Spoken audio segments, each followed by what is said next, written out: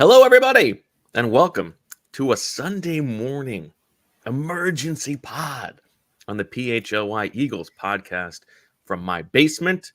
I am Bo Wulf from his office. That is Zach Berman, and we are here to talk about the Eagles filling their vacant offensive coordinator position with Kellen Moore, the former Cowboys and Chargers offensive coordinator. We did not get the reports of the Eagles bringing in 20 different people and picking all their brains.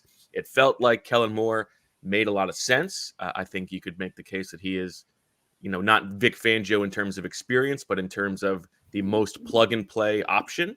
I guess we could debate Eric Bieniemy, but Kellen Moore, the PHLY Eagles podcast, if you go back over the past week, for the defensive coordinator episode, we put Vic Fangio on the thumbnail. For the offensive coordinator episode, we put Kellen Moore on the thumbnail. What a call by Julia getting it done. Zach Berman, how are you? I'm doing well. Excited to see you. I appreciate you guys doing this morning. We perhaps could have done it last night if I was more attentive, but regardless, we'll get to that later. We'll get to that. We don't have to start the show with that. Exactly. Yeah, let's start the show with this reality that I'm not saying Kellen Moore fixes everything. I'm not saying Kellen Moore is the second coming of Bill Walsh.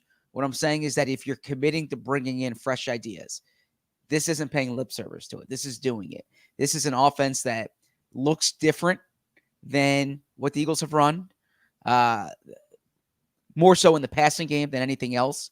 And we'll top 10 in motion rate, right? Lots of middle of the league and under center plays. A couple things that have been missing from the Eagles offense. Kellen Moore can import.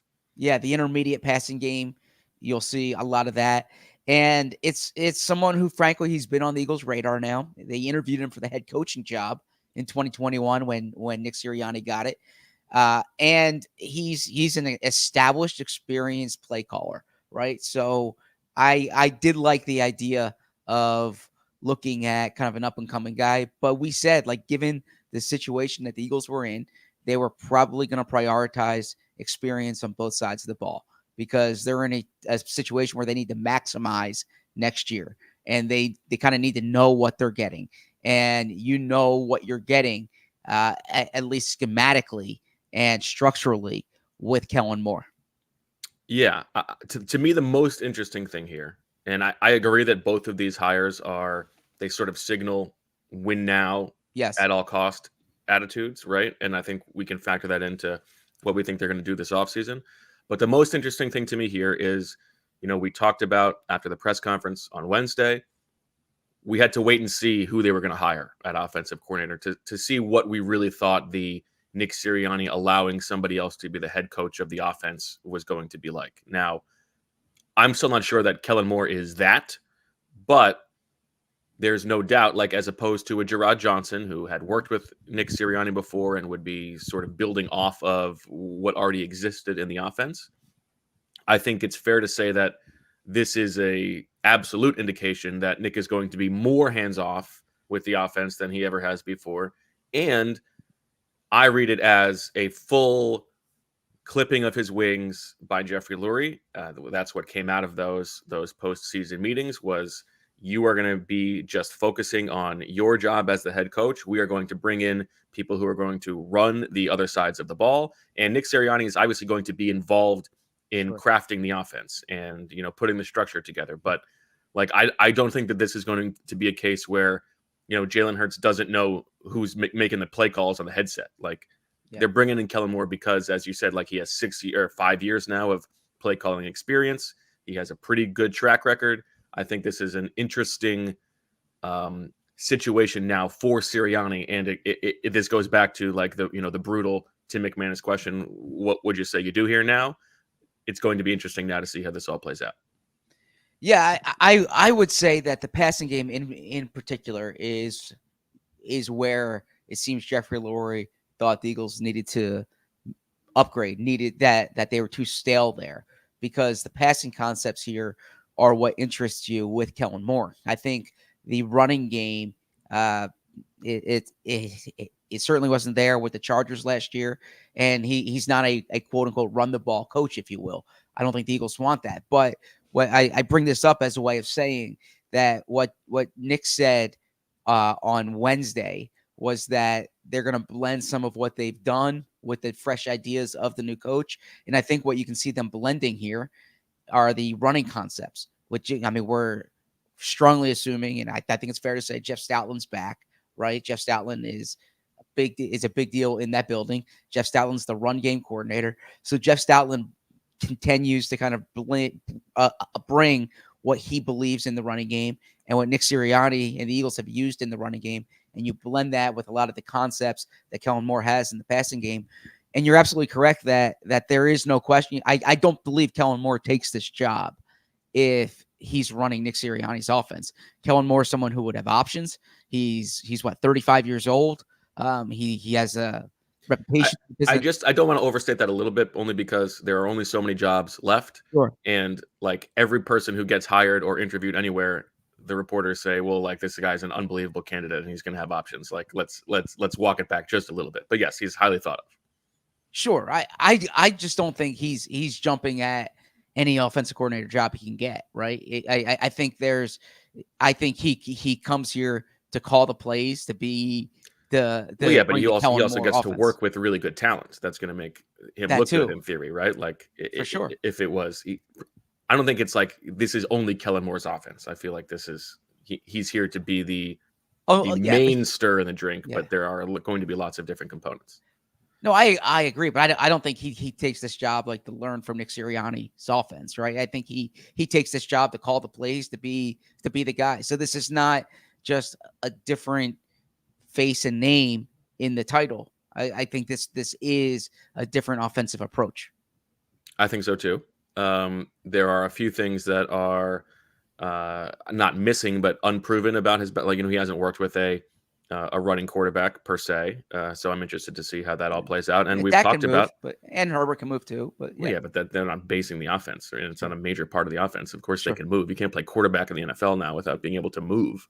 But I think that I don't even know where I was going to go. I'm off track now. I apologize for interrupting there. You were talking about how he hasn't worked with a quarterback like Jalen Hurts before. Well, yes. And so we talked about, like, the most important thing of this offseason, and the whole reason that they're like restructuring things is to get the most out of Jalen Hurts. And so that has to be the way that they are approaching this. And so, Kellen Moore is bringing some interesting background. What do you make of the Eagles have said in the past that they have, like, learned their lesson about bringing in Cowboys, like ex-Cowboys, because, like, those guys come in and they get looked at weird in the locker room and it's just never a good fit. What do you feel about the Cowboys aspect of this? I don't put much onto it. I mean, first off, he's a year removed, and I think it's more kind of the up and coming coordinator part of it than the Cowboys part of it. But I see what and I also think it's a little different with coaches. I mean, do Eagles fans and those in the chat chime in? When you think of Kellen Moore, do you think of like Dallas Cowboys? I mean, do you think like I think of the Statue of Liberty play, and then I think of the Dallas Cowboys. I am curious, though, speaking of the Cowboys, how much you thought you put into this. And this is something we talked about the other day when we first discussed Kellen Moore, was that the Cowboys got better after he left, statistically, and the Chargers didn't have the season they were hoping for. Now, Justin Herbert was out the last 4 games. Mike Williams goes down early in the season. Keenan Allen dealing with injury. So he did not get the arsenal offensively that he expected with the Chargers. Nonetheless, sometimes you got to raise the play of everyone else. Like so I was talking Cowboys. I think it's okay to say I was exchanging some messages with Fran Duffy about this. The Cowboys offense getting better this year is a little bit of a red herring, because they were not good in the beginning of the season, and Mike McCarthy sort of went back to the things that they had been doing under Kellen Moore, and that's when they started to get better. And so, like, it's his structure that was still existing in that offense. That's a good answer there. And then when you just kind of look at the way he plays, obviously the Eagles have terrific personnel with A.J. Brown, Devontae Smith, Jalen Hurts. But he does, utilize that third receiver more than what the Eagles have used in the past, right? So if you're just looking at what they need to do this offseason, I think upgrading that number 3 spot, because if they went Cliff Kingsbury, he's known not to use the tight end as much. So you're like, all right, personnel wise, how does this kind of work? Certainly, I think with Kellen Moore, that number 3 wideout needs to be a dynamic part of the offense, and it can't just be AJ and Devontae all the time. It can't be Dallas Goedert. Oh, sure, it can, but I'm saying in terms of the way he utilizes 11 personnel, uses spreads the field in terms of the target distribution. Now that said, you have a great combination here. You have to coach to your personnel, but I would anticipate the Eagles upgrading that number 3 spot this offseason. Yeah, I think, judging from the outside without having all of the information, if they were not going to be curious about a college type coach who was going to really bring like fresh ideas, like Kellen Moore's ideas are fresh to the Eagles offense, yes, but they're well known around the league, right? Like he's been coordinating an offense for 5 years now. If they weren't willing to do that, to play that patiently on offense, I think that he would have been one of the 2 people who was a very good hire, from just judging from the outside, along with Eric Bieniemy. And we don't know what the deal is with him, if he is not allowed to interview elsewhere because the Commanders have not filled that job. But I think this is better than like an Arthur Smith or something like that. I do think that like the 3 head coaches in the building might have been a little bit of a weird personality dynamic. And so, yeah, I mean, on paper, I think you got to be pretty happy about this from the Eagles' perspective. And it also sort of feels like we were talking about the Eagles hiring of Vic Fangio was like to bring in the time machine. Like if they could just go back in time to last offseason and had hired Vic Fangio instead.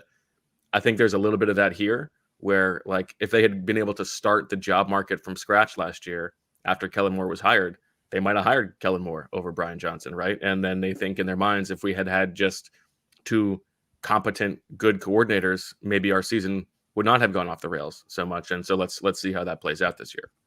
I disagree with that last point, because I don't think there was this type of commitment to fresh ideas, to use the buzz term from the press conference. And they did not want to lose Brian Johnson a year ago.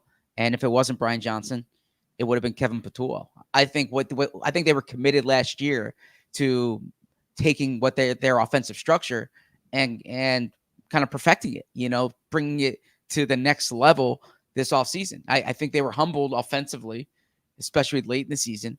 And that's where the idea of fresh ideas came. I don't think they would have said last year, let's bring in Kellen Moore to run the Nick Sirianni offense. I am speaking of from Jeffrey's perspective, not Nick's perspective. Obviously, Nick had the juice last offseason. Sure. He's the one who took them to the Super Bowl. So yeah, he's not going to bring in somebody who's not going to run his offense. But I think Jeffrey, canvassing the league, would have considered Kellen Moore like the top offensive coordinator on the market at that time. Yeah, I think when the Eagles look at the passing game, the term stale, how does that apply? Okay. I think their view was that there was a lack of creativity. So that's where you bring in things like pre-snap motion, which the Eagles were last in the league in which Kellen Moore, that number's out there, Seth Walder from ESPN showed all the data that they're 8th the Chargers were 8th in the league in pre-snap motion. You talk about the Eagles' answers against the blitz. You had the number in your piece the other day that the Cowboys 2 years ago were number 1 in success rate against the blitz. Okay. I think when the Eagles look at the stale offense, one thing they viewed is that it was too reliant on explosive plays. You look at how Kellen Moore attacks defenses. They're going to utilize the short and the intermediate game. They need to, with more success than what the Eagles had this past year. They won't just be reliant on throwing downfield. So I think that the fresh ideas part of this, when I say it's a big hire, I'm not saying that Kellen Moore is the answer to everything. What I'm saying is that he brings in different ideas than what they've used. And when you talk about modernizing the offense, and I don't mean to say they did not have a modern offense, but some of these concepts that you're seeing are in vogue around the league. Kellen Moore is proven that he uses that in his system. Now, if you talk about some of the downsides, I apologize because I don't remember who sent it along, but somebody sent over the piece that Bob Sturm wrote for The Athletic after Kellen Moore had been let go by the Cowboys about some of the things that did go wrong. And one of the points was that what often happened to them in those seasons was they came out hot, and then as the season went on, it felt like they had been solved and they didn't have a second plan. Like they didn't have a plan B, which is exactly what happened to the Eagles over the course of the last 2 years, right? And so Steve Clef, thank you to Steve Clef. So I mean, that's just one person's opinion, and that's like just a piece of information. But yeah, that would be not ideal. And also in terms of excuse me, like the Jonathan Gannon, the Jonathan Gannon criticism on the offensive side, and Bob Sturm had it on that piece, is they light up the scoreboard against like bad defenses, but they're more susceptible against good defenses. And then when the Eagles defense you say, well, of course, the top quarterbacks always do that to opposing defenses. But, if you just look at their playoff exits under Kellen Moore, one thing that you heard is, and Bob Sturm wrote this, is being vulnerable to those good defenses. Moa culpa. Corey tells me that it was Jared Zabransky who was the Boise State quarterback. It was. You didn't want to correct me? I did not. I did not want to correct you there, but he was. I appreciate that. He was more successful. Like he was at Boise State. His teams were incredible, right? They kind of more successful. I see what you did there. Yes. Yeah. You're in for a long year of more puns, I'm afraid. I can't wait. I don't know if Kellen Moore would have been like my top guy at the start of this. Again, I do think that what you kept emphasizing is how I would have done this. I would have spoken to a lot of different people. I wouldn't have, I think you made the. From all we know, they've only 3 interviews have been reported. But I think that if there's someone that you like, you can't wait on them. These seats are starting to get filled, right? So you have to act quickly if he's the guy you like. But I did like what you said, that on the offensive side of the ball, talk to as many people as you can. Don't be in a rush. I think you even said that if they had to hire this weekend, you wouldn't be particularly enthralled by that. And like, so if you're talking to Cliff Kingsbury, Gerard Johnson, and Kellen Moore, and you decide that's sufficient, then I think you could have expanded that search more. The flip side to that is if you went into the search with Kellen Moore as your top target, and you had to wait for the Chargers situation to get settled out or to get sorted out, because someone said, for instance, like the Chargers didn't keep him. Well, they hired Jim Harbaugh. Jim Harbaugh was bringing in his own staff, right? So Harbaugh hired this week. Kellen Moore becomes available. I don't think Kellen Moore was available to interview elsewhere 2 weeks ago. I think that the Chiefs situation had to get sorted out first. I think I sort of read this at like the eagerness to go out and just lock in Kellen Moore. It's a little bit similar to the Fangio, where you are in theory building in a high floor, right? Like this shouldn't be a disaster. I don't think they were willing to invite that low variance. And I don't know that I agree with that, but the way that I sort of read it is the roster is king, right? I think that is how the Eagles view this. We have talked about, like, they don't view the head coach as the most important piece of the puzzle. You can, to some degree, the head coach is fungible. And what they want is somebody to get what, like, should be gotten out of the roster that they have. And that is probably, at least on offense, not what happened at the end of last season. I think that's what they are sort of searching for here, is a tier above competency that's going to get out what needs to be gotten out of it. And it's like the thing we talked about on the flip side in the locker room. Like if part of what collapsed at the end of the season was the players no longer believed that the coaches could put them in position to succeed. I think they want to just make sure that they are clearing that bar at the most basic level. You're right. And, I think to build upon that, they particularly want to maximize these wide receivers. Now, you can counter A.J. Brown had the best season of his career, right? Devontae Smith could have had a better season, should have had a better season, but still had, 1,000+ yards. But I think when they look at A.J. Brown, at Devontae Smith, at Jalen Hurts, they're saying, and when I say they, it's really, Jeffrey Lurie, Howie Roseman. How do you maximize these pass catching weapons that they have? You've documented this well. Jeffrey Lurie views things through the spectrum, through the prism of the passing game. He wants a dynamic passing offense. Okay, Kellen Moore has brought dynamic passing offenses. The Eagles have made major organizational investments to get A.J. Brown, to get Devontae Smith. Dallas Goedert is entering a critical year here, age 29. Okay, Jalen Hurts, they paid him $255 million to be their franchise quarterback. Okay, what they want is this passing offense to be maximized. And that is the type of offense you get with Kellen Moore. And there is also, like, this is not a total marriage of like opposite philosophies. Like, there is connectivity between what the Eagles have done on offense and what Kellen Moore does. Like, there's, Kellen Moore can be RPO heavy as well. So I don't think it's a crazy melding, but it's going to take a lot of work this offseason. And they have, the good news about getting eliminated early is they have more time to do it than they did last year. Does the run game stuff bother you? Or does the run game stuff concern you? No. Okay. The thing that I'm curious about is the Jalen of it all.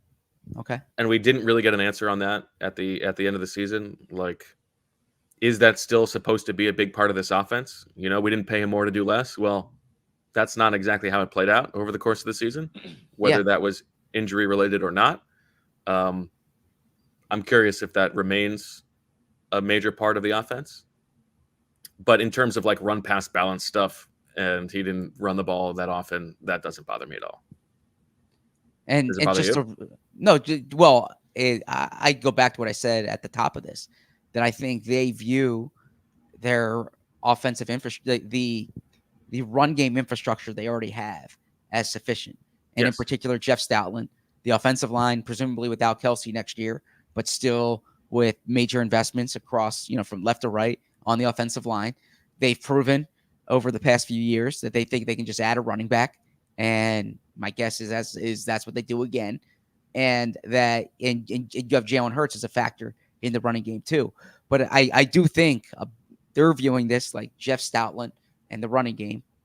You can bring those run game concepts and meld them, blend them with the Kellen Moore passing game concepts and Kellen Moore's play calling and his play design. So I think that, and Nick Sirianni's made this point in the past, and it's probably as pronounced more too here, because there's a difference between the playbook and the play calling, right?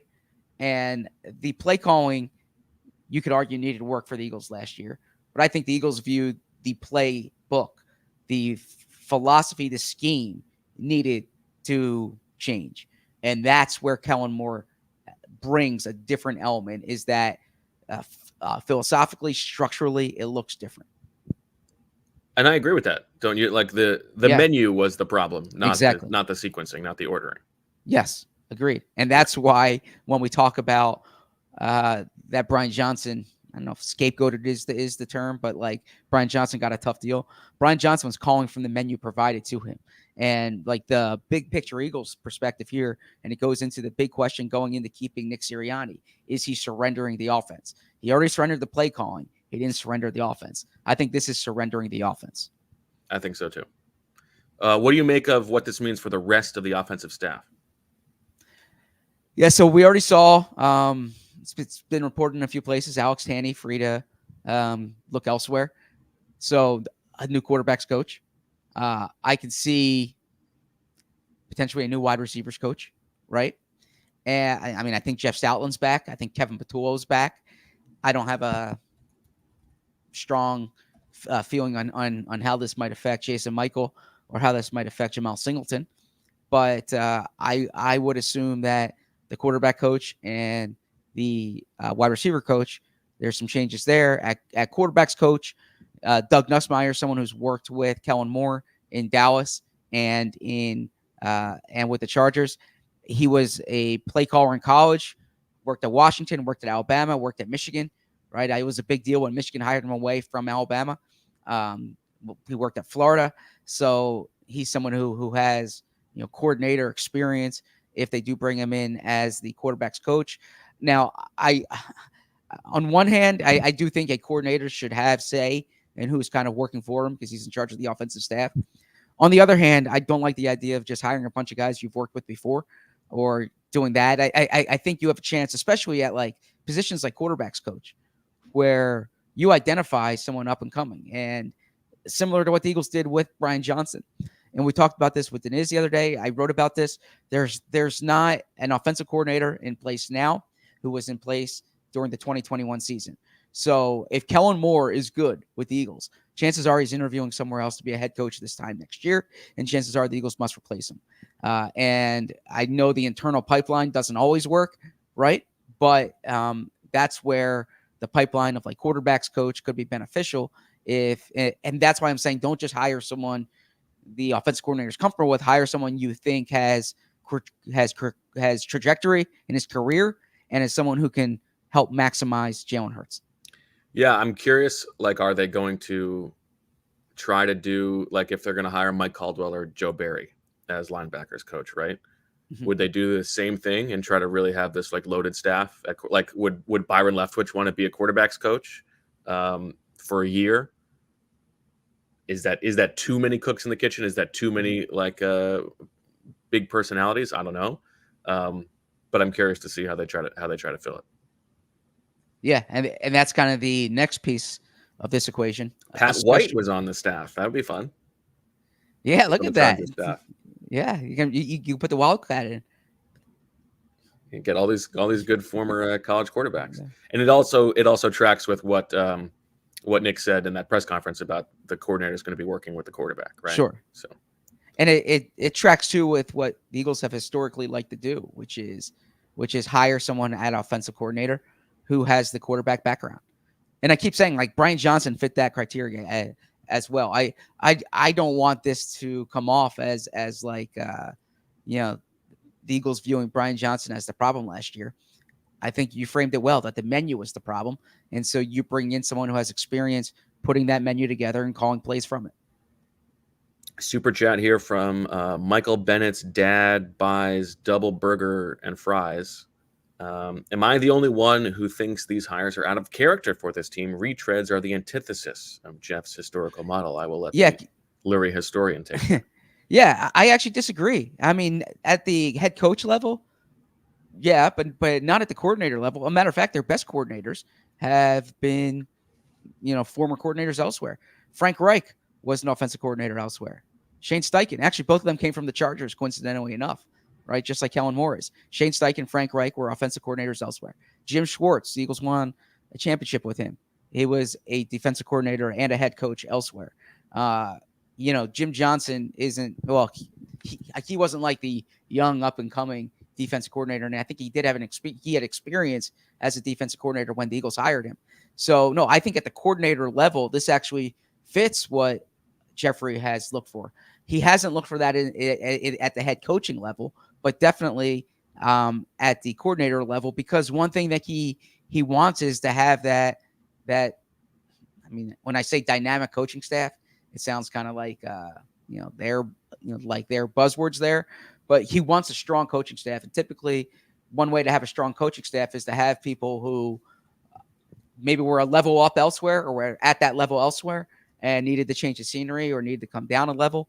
And that's where they've had a lot of success in that role. Greg Olson, possibility? Not the tight end announcer, the Seahawks quarterbacks coach. But Pep Hamilton? I like a Pep Hamilton. Yeah. Although, you know what? That'd be a good one. Like, I've always dig these Joe Person stories in Carolina. and you see kind of like how a mess that Carolina situation was last year. McCown. Josh McCown. Yeah, that's what I was going to say. Josh McCown's someone who's like really well thought of inside that Eagles building, right? They've talked to him about coaching on their staff before. Perhaps he's someone you identify as a quarterback's coach, because I know it didn't work out in Carolina last year, but you say that was a weird situation. Or they could just, stash him on the practice squad and let him coach from there. They've done that before, haven't they? Yeah. Here's my Kellen Moore take. Mm-hmm. I'm afraid to say this. I think he looks more like me than Arthur Smith does. I disagree. I think he looks like, Joe Dolan? Yeah. I think he looks like the love child of me and Joe Dolan who never grew up, because he's still got the doughy face. But if you want to run with that, sure. I mean, I don't want to run with it. I don't like it. I mean, I'm more attractive. There's no doubt about that. But no, Zach Robinson. But yeah, see, you keep misconstruing this. You keep saying that I thought that Zach Robinson was handsome, and I'm not against saying that he's handsome. But the story is that he was the talk of the building because everybody else was talking about how handsome he was, not me. Yeah. So that's the old reporter trick. People say, you go up to the press conference. People say you're off. Listen, I'm not saying it, but do I have an issue? In your experience, do I have an issue saying when a man is attractive? D'Amico Ryan's his restraining order against you would suggest that's not exactly. No. And so this is not me skirting responsibility on calling him attractive. Yeah. No, I hear what you're saying. But in terms of Zach Robinson, like I do think that's kind of why I think Zach Robinson getting hired is an example of why you might want to act swiftly if you think you have your guy, because these seats are starting to fill. And look, there are only 2 head coaching jobs still out there. Actually, no, only the Seattle job. These seats are filling quickly, and Kellen Moore is someone who, if he wanted to be in an OC next year, and he had options, those he's not going to wait around too often. So that's why that's my read on the timing of it. But I still like the idea of talking to a bunch of different coaches. Yeah, I do think that my general takeaway is that we can infer from the way that they ran this process that the goal on offense was not to bring in the freshest looking offense around and really, really infuse all of these brand new ideas and chase, really high upside. I think the plan was, let's get to a high floor. Let's get the best known quantity out there, and let's just get it done. Yeah. And, the Cowboys part of it, I kind of dismissed the question earlier, but one thing I do look at with the Cowboys part of it is that he's dealt with big personalities. He's dealt with really talented players. Okay. He's dealt with top of the league guys. You kind of reference the baby face, if you will, but he's commanded a room with bona fide all pros and guys who have big personalities and big presences. And he has handled that decently. So that's where I say the experience part of this matters. And a matter of fact, I saw a clip on social a few days ago of it was Des Bryant's tirade in the locker room. I don't know if you saw this. I think I did see this. Yeah, and Jason Witten was in a scrum and left the scrum to figure. But anyways, in the background, it was Kellen Moore's locker, because Kellen Moore was the backup quarterback at the time, and his locker was next to Des Bryant, right? So he has been around top players ever since he got into the NFL. And I go back in my archives, and the archives are just every coordinator coach transcript that the Eagles have had. So it's not as if I have the National Archives here, right? And I type in Kellen Moore, and it comes up Jim Schwartz press conference talking about when Kellen Moore was his backup quarterback with the Lions. And I bring that up because look, he was behind Matthew Stafford. He was with Calvin Johnson. Okay. So you're talking about someone who ever since he's been in the NFL has been around like not just good players, top elite players. And that could certainly help when you're calling an offense that has two of the 10 best receivers in the NFL on it, with a guy in Jalen Hurts, who was number 2 in the MVP voting 2 years ago. I do think that's beneficial as well when you're talking about commanding the room, challenging the guys around you. To answer the peck nest migrate from Corey, D'Amico Ryans, Zach Robinson, Cliff Kingsbury. I mean, the nest is easy. Obviously, you're nesting D'Amico. That's, I mean, what a silly question. And then I think you care more about the migrate here than the peck. I would say I'm migrating Kingsbury, and I'll peck Zach Robinson. Ryan Gosling would be so upset. Why? Isn't that who Cliff Kingsbury is compared to? Ryan Gosling? Is he? I believe so. Okay. Yeah. Don't you see all those memes of it's from the now who's telling on themselves? What movie is it with Steve Carell and Ryan Gosling? Oh yes. And Steve Carell is like the Big Short. Yeah. No, I think it was it might, I don't know. Steve, yeah. But yeah, it's the Steve Carell's in like the baggy dag jeans, and the oversized shirt. And Ryan Gosling looks like Cliff Kingsbury. Okay.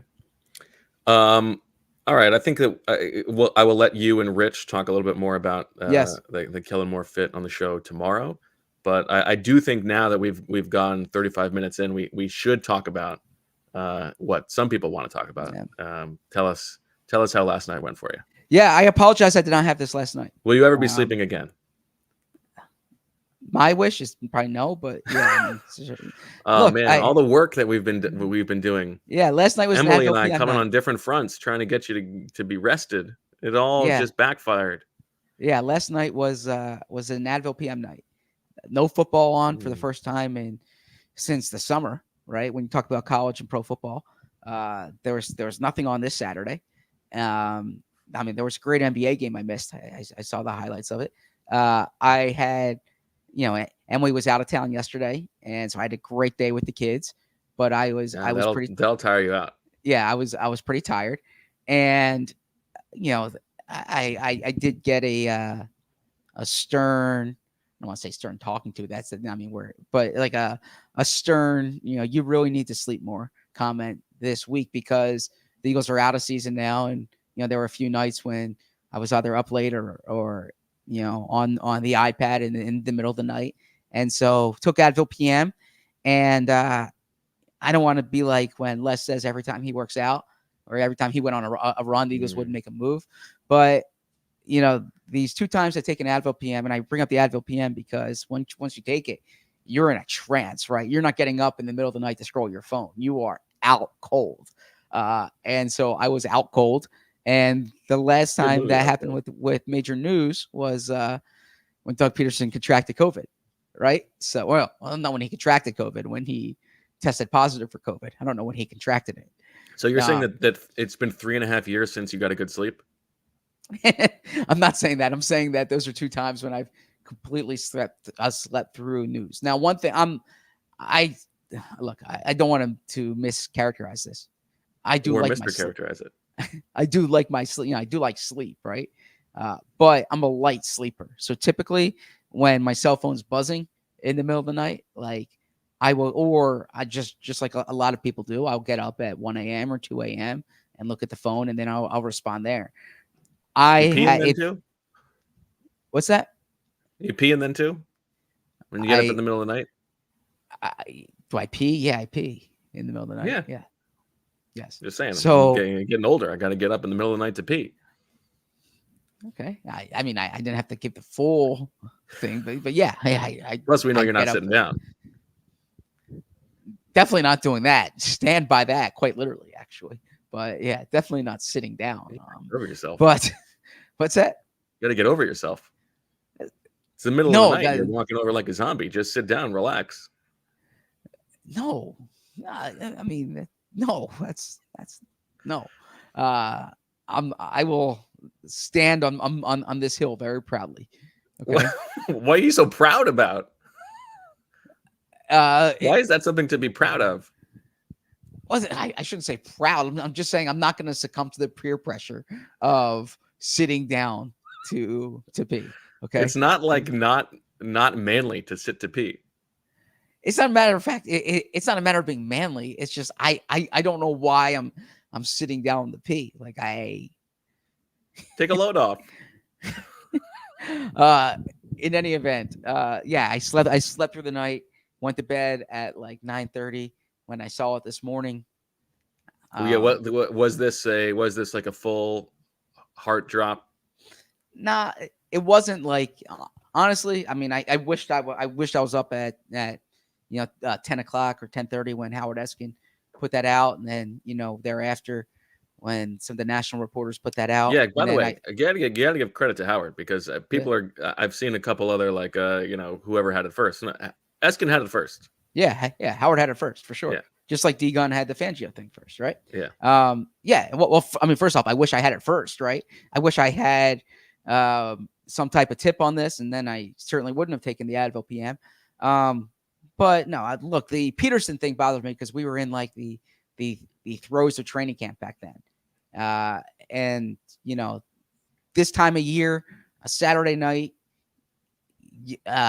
championship games the next day, you would think that you can sneak in a little bit of sleep. But look, I mean, I'm happy that you were around this morning and Joy was around this morning to do the show. I'm excited to talk about this more with Rich Hoffman. I'll have some content on PHLY.com this week about it. But yeah, I certainly wish that if I had any idea this was imminent last night, then I wouldn't have taken that out of a PM. Good question from Daniel. Do you feel well rested? Well, yeah, I admit the morning after I feel like I'm giving Advil PM an ad here, right? I mean, you guys should advertise with us for as much as I'm mentioning it. You should advertise. Yeah, I'm usually pretty groggy the next morning from it. So when I sent out a few of those tweets this morning, still a little groggy, and thus I had return staff instead of returning staff. Wish I used the edit function when I saw that, but my bad. But but then I went outside for a little. I had a cup of coffee, and I feel great now, and I'm excited for these games today, and for our coverage, and for your coverage of the Senior Bowl this week. And what was Emily's reaction this morning? She didn't understand why I was like annoyed by this. She was like, "Why did they do this on a Saturday night?" That was her reaction. Like she doesn't. And I don't think the Eagles planned for this to get out last night. I just think that's when I think they made their decision, and decisions came out. There you go. All right, Zach. Good stuff. How about you? How was your night? Oh yeah, I forgot to say this. So the irony here is that last night I was in your neck of the woods. Oh yeah. We were having dinner with some friends who were moving out of Philadelphia. We had dinner in Ardmore. Mm-hmm. I could have just gone over to your house and woken you up. That would have been an experience if you came over and woke me up. If you were like Kellen Moore, I would be like, wait, A, why are you here? And B, let's do a show. Yeah, let's do a show. Yeah, you would have had to get past the guards outside your house, but no guards. You have to get. I mean, actually, Emily would be pretty pissed because probably wake up the kids. Yeah, I would imagine she would be pissed if I was in your bedroom shaking you awake. Yeah, she would be pissed about that. Yeah. I said to her, did you hear my phone buzz or anything? But that's okay. Next time. You can ask her if I have permission to break into your house next time something like this happens. Be the first thing I'm going to ask her. Wait, so let's just real quick, because I know we're going to wrap this up, but you go to Mobile tomorrow for all our Senior Bowl coverage. And I will do a show tomorrow with Rich Hoffman, I believe at noon, but I need to run that by Julia first because we might have adjusted that time. But then we're going to have a show together most likely on Tuesday. And then you mentioned you and Fran potentially Wednesday. Rich and I will be back on Thursday, and then we'll wrap it up in person, Bo and I, on Friday. I'm sorry, 2:30 tomorrow. There it is. Thank you, Julia. 2:30 tomorrow with Rich and myself.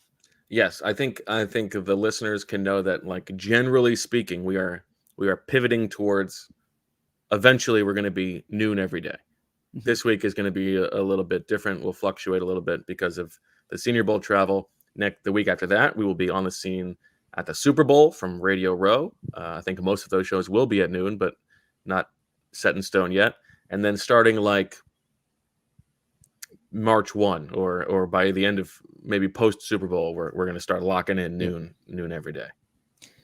And last question for you. Any advice for me? Last minute advice for we're co-hosts to the show, but being in the host seat, like this don't is be afraid to sit. This is a little different. I see what you did there. You brought it back to the peeing discussion.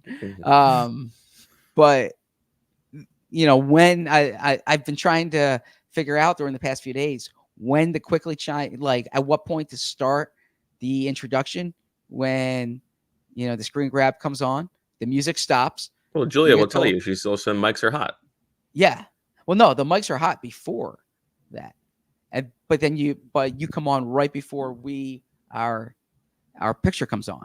Okay. So right at that moment. And then I'm taking us in and out of breaks. I've been working on structuring the show. So yeah, looking forward to seeing how good you are at this. You're going to do a great job. You got nothing to worry about. I'm not worried. I'm just excited. You got Handsome Rich next to you too. There you go. Okay. Well, I look forward to listening. All right. Thanks, everybody, for joining us for this emergency Kellen Moore pod. Once again, Zach and Rich back tomorrow at 2:30. Stay tuned all week for some Senior Bowl coverage. I'm curious to see what the Eagles' footprint will be down at Mobile, if any of these new coordinators will be on hand, as they are also trying to fill out their staffs. My guess is the coordinators will not be, but something to keep an eye on. We'll let you know.